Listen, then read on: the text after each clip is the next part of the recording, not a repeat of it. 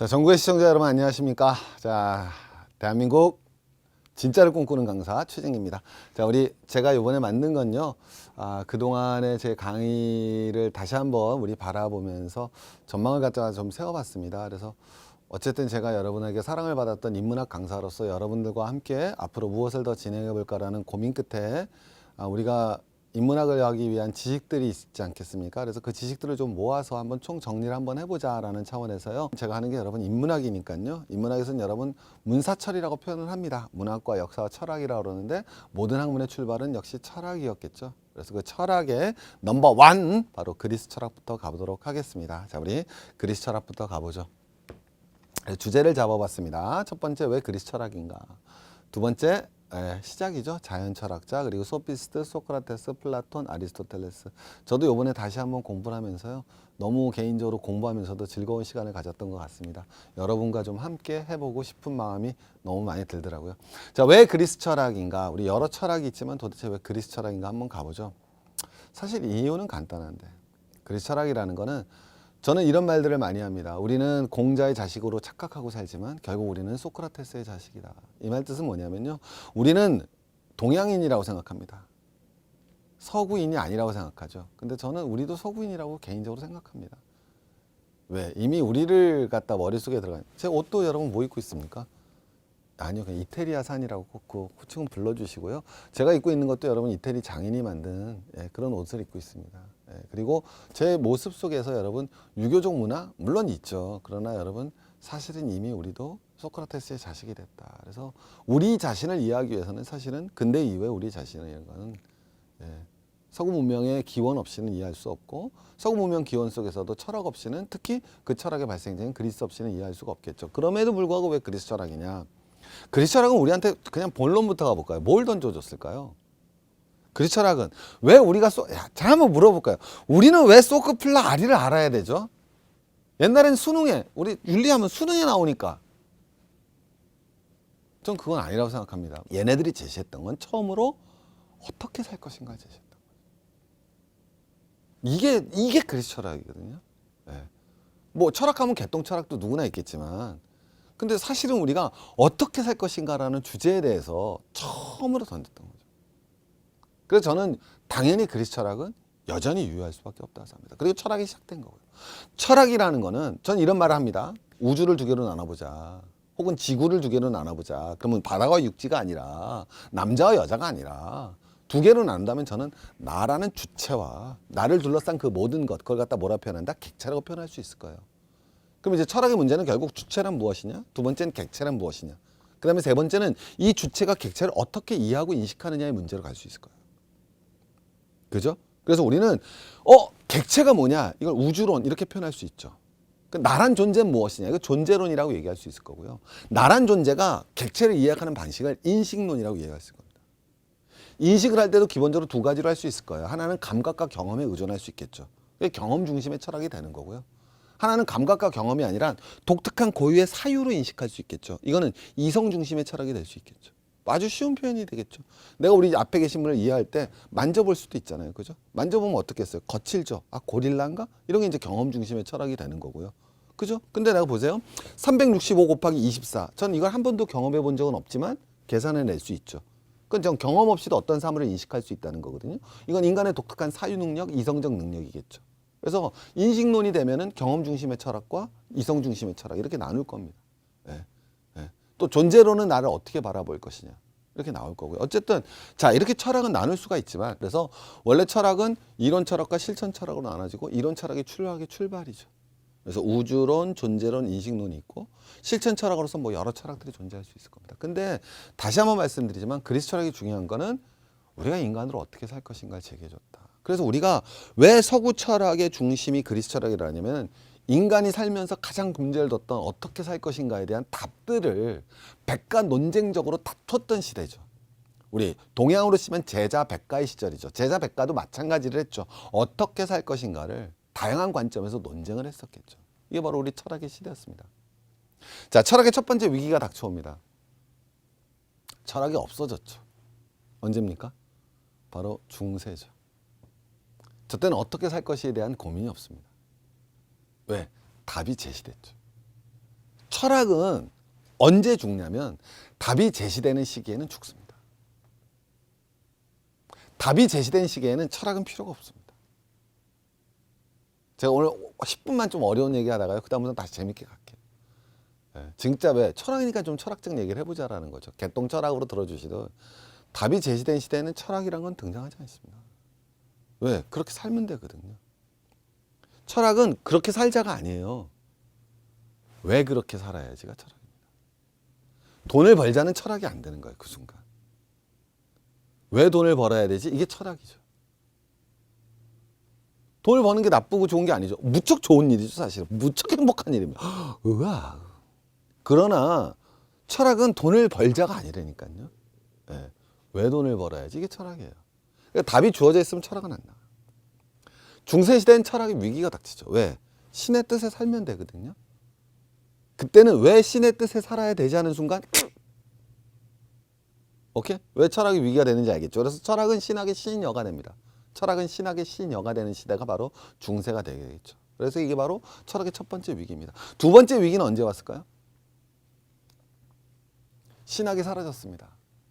그리고 이제 다시 뭐가 돼야 돼요? 르네상스? 철학이 부활을 하죠. 근데 어느 순간 철학이 사라집니다. 왜? 보세요, 여러분. 아까 제가 철학에서 우주론이라고 그랬잖아요. 우주론을 누가 다 해결합니까? 빅뱅 이론이 해결하잖아요. 물리학이 해결했잖아요. 존재론을 누가 해결합니까? 진화론이 해결했잖아요. 그죠? 예. 인식론 다 요새 뭐예요? 진화 심리학들이 해결해 나가고 있죠. 바로 과학이 답을 줘버렸습니다. 과학이 답을 주면서 또 하나 자본주의란 물질 문명이 답을 주면서 우린 철학을 잃어버렸습니다. 답을 받고 살았죠. 그리고 중세에 살았던 사람들을 비웃으며 살아갔습니다. 가만히 생각해 보시라. 중세에도 철학은 없었고요. 과학의 시대에도 철학은 없습니다. 근데 과학의 시대에 살았던 우리는 중세 시대에 살았던 사람들에 대해서 비웃고 살아가죠. 근데 사실은 어떻게 보면 똑같이 우리가 답이 없었던 시대에 살고 있을지 모릅니다. 자, 요새 철학에 여러 가지 연들이 나오지만 맞죠? 4차 산업혁명 시대라고 얘기합니다. 거창한 게 아니라 저건 다시 우리에게 질문을 던져줄 수밖에 없어요. 어떻게 살 것인가? 여기에 대한 대답은 바로 그리스 철학으로부터 나오게 됩니다. 그리스 철학은 우리 이렇게 생각하시면 됩니다. 그리스 철학 시대 때 우리가 그리스로 돌아가 보죠. 그리스 시대 사람들은 우리 얘기하지만 우리 인류는 진화했다고 그러지만 그때 그 시대 사람들이 훨씬 더 똑똑했던 것 같아요. 근데 이제 여러 학파들이 있습니다. 플라톤을 따르는 아카데미 학파도 있을 수 있고요. 아리스토텔레스를 따르는 리케리온. 자, 어때? 그 당시에 이제 플라톤 학파도 있고 아리스토텔레스 학파도 있고 그 다음에 뭐 에피쿠로스 학파도 있고 스토아 학파도 있습니다. 제가 이제 하나씩 말씀드리겠지만 자, 근데 그때 어느 학파를 선택하느냐는 지금하고는 좀 다릅니다. 지금은 무슨 대학 갈까? 무슨 과를 갈까? 이거와 그 당시에 무슨 학파를 갖다 내가 선택할 것인가는 다른 거죠. 아까 제가 철학은 뭐 한 거라고 그랬죠? 결국은 어떻게 살 것인가죠. 여러분 수학하면 떠오르는 유일한 철학자 누구 아십니까? 직각삼각형이 어쩌고 저쩌고 무슨 학파? 피타고라스 학파가 된다라는 건 이 당시에 뭐냐면 수학을 당연히 공부해야 되겠지만 피타고라스 학파가 되는 순간 채식을 해야 됩니다. 피타고라스 학파가 되는 순간 기억수를 갖다 공부를 해야 됩니다. 즉 내가 어떤 학파가 된다라는 거는 어떻게 살겠다라는 것과 동일한 거예요. 근데 저 이유는 어렵죠. 왜 채식해야 될까요? 우리랑 조금 비슷할 수도 있고 다를 수도 있는데 피타고라스 학파가 윤회를 믿었거든요. 그러니까 육식한 동물은 먹으면 안 되죠. 윤회가 안 되겠죠. 이해가시겠습니까? 육식한 동물은 이게 사자가 기린 먹은 순간 이거 기린이에요, 사자예요. 오케이, 이해되시겠죠? 그래서 채식하는 거면 채식만 먹게 돼요. 기억수는 왜? 윤회한다 그러지 않았습니까? 그럼 윤회하면 무슨 생이 있습니까? 전생이 있죠. 내가 태어나기 이전에 전생. 그걸 기억하기 위해서 뭐가 필요하겠습니까? 기억술이 필요하겠죠. 그래서 내가 채식과 기억술을 하겠다라는 게 피타고라스적 서로 사는 거예요. 지금 전생 얘기하니까 우습겠지만 이게 나중에 플라톤의 철학에 그대로 반영이 됩니다. 자, 두 번째 그래서 여러분 이거는 우리 라파엘로의 아테네 학당에 나오는 그 부분들을 다 편집을 해서 피타고라스겠죠. 내가 플라톤처럼 살겠다라는 거는 기하학과 수학을 배우고 기하학과 수학을 왜 배울까요? 피타고라스에서도 그대로 나오는데 내가 플라톤주의자가 되는 거는 그냥 플라톤주의자가 되는 게 아니에요. 반드시 기하학과 수학을 하면서 살아가야 됩니다. 미리 이야기해 볼게요. 피타고라스가 왜 하는 거냐? 똑같은 논리인데 피타고라스부터 얘기해 줄게요. 영향을 받는 게 플라톤이니까. 피타고라스는 우주 만물의 구성 원리가 뭐로 구성되어 있다? 여러분 다 아실 겁니다. 이과신 거잖아요. 그죠? 이과시면 또 이런 건 안 하셨다고 하시겠죠. 우주 만물의 원리가 뭐로 구성되어 있다? 수로 구성되어 있거든요. 피타고라스가 옛날에 놀러 갔다가 조로아스터교를 만납니다. 들어보셨죠? 조로아스터교. 조로아스터교는 뭐 짜라투스트라는 이렇게 말했다. 니체에 나오는 짜라투스트라고. 조로아스터교는 뭐라 표현하냐면 세상을 선과 악의 대립으로 바라봅니다. 그래서 선과 악이 투쟁하고 변증법적으로 발전하는 것을 역사다. 뭐 이런 식으로 설명을 해요. 그러면 여러분 이게 다르게 표현하면 동양식으로 표현하면 음양에 좋아하죠. 근데 피타고라스가 딱 바라봤을 때 우주 만물의 이건 좀 잘못돼. 우주 만물의 근원이 수라는 표현이 아니에요. 우주 만물이 수로 구성되어 있다는 게 아니라 피타고라스는 우주 만물이 수라는 게 아니라 우주 만물의 구성 원리가 수라는 거예요. 오케이? 잘 보세요. 점이 1이죠. 오케이? 2가 되면 뭐예요? 점과 전이 되면 선이죠. 하나가 더 붙었어요. 그럼 뭐가 되죠? 면. 하나가 더 붙으면 뭐가 되죠? 공간이 되죠. 그죠? 예, 1, 2, 3, 4. 1, 2, 3, 4. 이쪽에서 봐도 1, 2, 3, 4. 이쪽에서 봐도 1, 2, 3, 4. 이쪽에서 봐도 1, 2, 3, 4. 그렇죠? 이거 다 합하면 얼마예요? 10이죠. 그래서 세상을 구성하는 원리는 10의 원리에 의해서 움직여 나간다라고 피타고라스는 생각을 하죠. 우리는 이제는 알고 있습니다. 현의 길이가 완전히 반으로 딱 줄어들면 도에서 다시 도가 되죠. 4분의 3일 땐 뭐 레고 뭐 미고 뭐 이렇게 나오지 않습니까? 피타고라스 음계죠. 그래서 피타고라스는 우주 만물을 구성하는 원리를 갖다 뭐로 바라봤다? 수로 바라봤어요. 그럼 이제 하나하나씩 한번 돌아가 보세요. 얼마나 이제 피타고라스부터도 재밌느냐. 그냥 우리가 하는 게 아니라 우주 만물의 구성 원리는 수예요. 자, 그 다음에 우리 인간은 뭘 가지고 있어요? 아까 방금 전에 얘기했잖아요. 그만 있다 그랬어요. 윤회한다 그랬어요. 윤회한다 그랬죠. 그죠? 그래서 동양 우리 불교 생각하시면 되는 거예요. 우리 윤회해요. 소크라테스에서. 우리 윤회하는데 자, 불교 생각해 봅시다. 불교 윤회해야 되죠. 그럼 윤회를 한다는 건 벌써 이제 들어가 보는 거예요. 육체가 중요해요? 정신이 중요해요? 그렇죠. 육체는 뭐에 불과할 수 있어요? 껍데기. 그죠? 영혼은 뭐가 돼야 됐습니까? 영혼 불멸한 거죠. 육체는 일시적인 거죠. 영혼은 영혼 불멸하는 거죠. 그죠? 당연히 뭐가 더 중요하겠습니까? 영혼이 더 중요하죠. 오케이? 근데 계속 윤회하는 거예요. 우리 불교에서도 배웠지만 이 윤회 계속하는 게 좋은 거예요? 아니면 끝내야 되는 거예요? 끝내야 되죠. 끝내야 되는 거예요. 이거. 끝내기 위해서 우리 뭐를 해야 되겠습니까? 탈죠. 불교의 목적 뭐 하는 거예요? 해탈. 해탈하기 위해서는 여러분 뭐가 되겠습니까? 해탈하려면 뭐가 돼야 돼요? 육체로 해탈, 육체로부터 뭐예요? 불교에서는 육체에서 나오는 게 뭐가 되겠습니까? 계속 욕망이 나오죠. 그 욕망을 전부 다 어떻게 되겠어요? 끊어버려야 되겠죠. 그래서 우리 뭐예요? 순수하고 고요한 뭐의 세계에 빠집니까? 명상의 세계에 빠지죠. 순수하고 고요한 명상에 빠져서 뭐가 돼야 됐습니까? 예, 이 육체의 들어오는 욕구를 갖다 다 제어하고 우주 만물의 근본 원리를 갖다 깨닫게 되는 거죠. 아까 제가 말씀드렸지 않습니까? 수라는 것은요, 눈에 보이지 않는 것이에요. 맞죠? 완벽한 원 있어요? 없죠. 눈에 보여요, 안 보여요? 보이지 않는 것이죠. 그건 여러분 육체가 아니에요. 우주 만물의 구성 원리가 뭐라고 그랬습니까? 수라고 그랬죠. 피타고라스한테는 숫자를 공부하는 게 불교에서 명상하는 것과 똑같은 거예요. 그럼 그걸 통해서 뭐를 갖다 깨달을 수 있습니까? 해탈을 얻을 수가 있다고 바라보는 거죠. 공부 열심히 하셨잖아요. 수학 문제 막 풀잖아요. 자, 현실에 어떤 도움을 줍니까? 그게 나한테? 아무런 도움을 주지 않죠. 물론 우리나라에서는 대학 합격이라는 놀라운 길을 열어주지만. 그런데 수학을 막 하다가 대입 합격과 떠나서도 어느 순간 답을 딱 찾는 순간 뭐가 와요? 희열이 딱 오죠. 네, 같은 원리가 되는 거예요. 제가 말씀드린 건 피타고라스 합파가 되는 거고 그 영향을 받았던 플라톤 역시도 수학과 기하학의 세계로 간다. 이 얘기는 뭐가 되느냐? 바로 앞에 우리 나오지만 플라톤의 손을 하늘 가리키고 있지 않습니까? 무슨 주의자라는 거죠? 현실주의자다, 이상주의자다, 이상주의자다. 그래서 이 당시에 플라톤 학파가 된다라는 건 이상주의자가 된다는 겁니다. 그래서 제가 이따 이상주의란 무엇인지 한번 다시 설명을 드릴게요. 그 다음에 거꾸로 땅바닥을 가리키고 있는 사람이 있습니다. 누구죠? 플라톤의 제자인 아리스토텔레스입니다. 여러분, 현실주의자가 되기 위해서는 뭐가 필요할까요? 현실주의자가 되기 위해서는 현실에선 주고받죠. 그래서 우리는 현실주의자랑 이상주의자랑 좀 다르게 생각하는 게 현실주의자가 되기 위해서는 제일 먼저 세워야 되는 것이 바로 원칙입니다.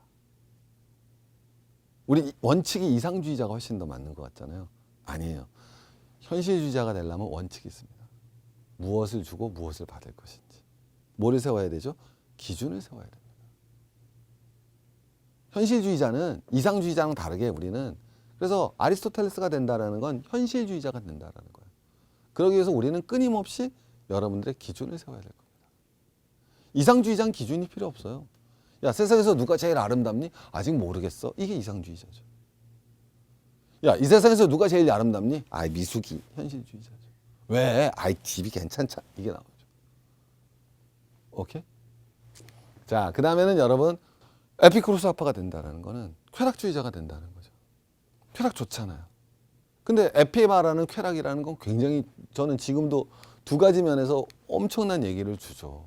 왜? 이 당시에 쾌락주의자가 된다는 거는 정신적 쾌락을 추구해야 되고 그 다음에 이런 포함이 뭐냐면 저는 에피가 말한 것 중에 제일 멋있는 쾌락이 얘네가 말한 쾌락 중에 두 가지 얘기를 하는데 하나는 정신적 쾌락을 추구해야 된다고 두 번째는 최소한의 쾌락을 추구해야 된다고.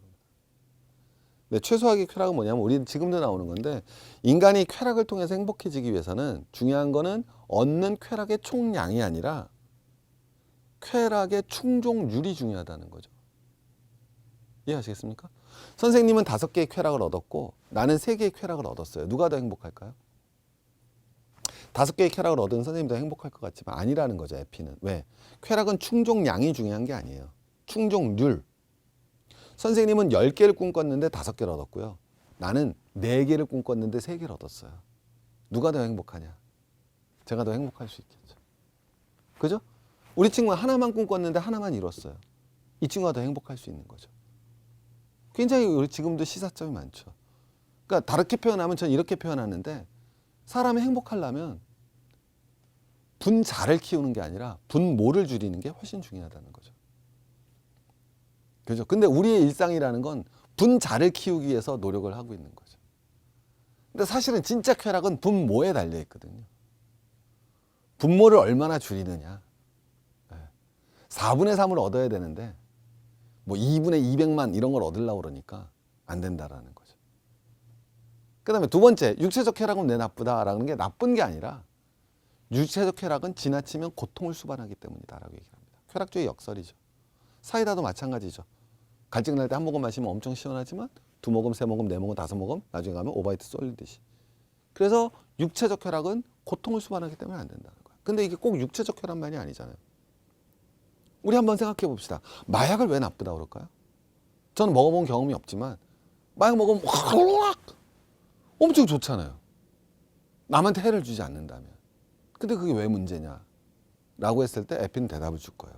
뭐를 수반하기 때문에? 고통을 수반하기 때문이다. 그래서 다시 한번 말씀드리지만 이때 그리스 철학에 내가 플라톤을 선택했다. 끝난 이상주의자로 살겠다는 거예요. 아리스토텔레스를 선택한다는 건 현실주의자로 살겠다는 거고 에피를 선택한다는 건 쾌락주의자로 살겠다는 거고 피타고라스적으로 살겠다는 건 피타고라스가 이끄는 종교단체에 내 모든 것을 헌신하겠다는 뜻입니다. 그럼 과연 우리 시대에 우리는 어떤 철학을 가져야 될 것인가라는 문제가 다시 한번 부활할 수밖에 없다는 거죠. 왜? 정체성이 흔들리면 철학은 살아납니다. 급변하는 시대에는 바로 철학이 살아날 수밖에 없습니다.